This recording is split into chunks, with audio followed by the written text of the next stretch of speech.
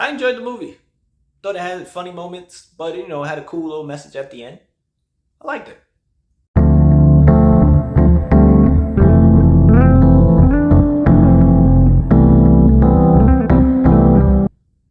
Hello, welcome to Just My Thoughts. I'm your host, Khaleel Ward. On this episode, I'll be talking about The Book of Clarence. It was directed by James Samuels. He did The Harder They Fall on Netflix. First off, this is played like a adventure comedy. I really enjoyed the music. It was dope. Like the drops were just really soulful. I really enjoyed the music.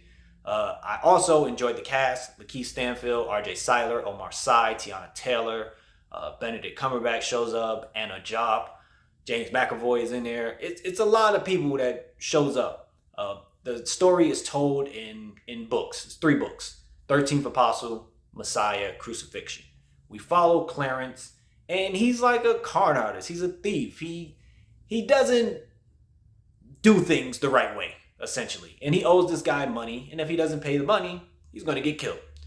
He does notice Jesus walking around with his apostles, and he's like, this guy is not real. He's not doing miracles. So he's a non-believer. However, his twin brother is an apostle of Jesus, and he's like, yo, I've seen this guy perform miracles. And there's tension, between the siblings.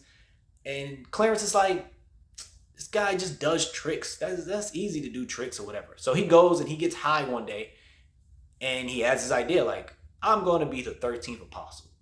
And he tries to become an apostle. Then he's like, I'm going to be the Messiah. I can do these tricks. This is easy. And like I said, it's played for comedy. And he goes to Mary, the mother of Jesus, and he's like, yo, how does your son do these tricks? And Mary and Joseph is looking at him like, what is wrong with this guy? They're not tricks, they're miracles. And he's like a serious non-believer. He's like, yeah, so you was a virgin or whatever. And he's joking it up. And I was really enjoying it.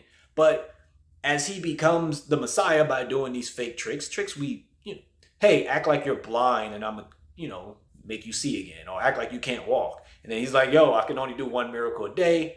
But he's getting people to follow him. He's getting money and he's getting riches.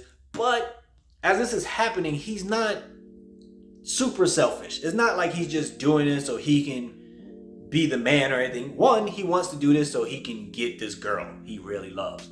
And 2, he does keep his word to the other apostles about like what he had to do to get in favor with them. But as his following grows and he gets more attention, of course the Romans are like, who's this guy?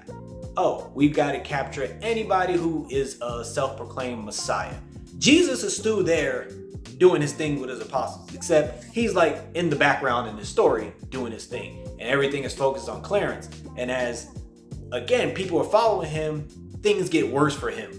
And it gets to a point where you see the shift in Clarence where he starts becoming more of a believer of Jesus and the things that he can do and the miracles that he can provide, and people, praising him. So that's the message I was talking about, like towards the end. And I really enjoyed the last chapter, the crucifixion, of, just watching how Clarence dealt with things, with the people around him, and how they bring it back to things that's in the Bible. But I liked it. I enjoyed it. I liked the comedy. I liked Lakeith's portrayal of Clarence. And I just like the vibe of the whole movie. It was enjoyable. It's a little bit too long. I would cut like 20 minutes out of there, but I was having a good time with it. The Book of Clarence, if you've seen it, let me know what you thought about it. Thanks for watching. Thanks for listening.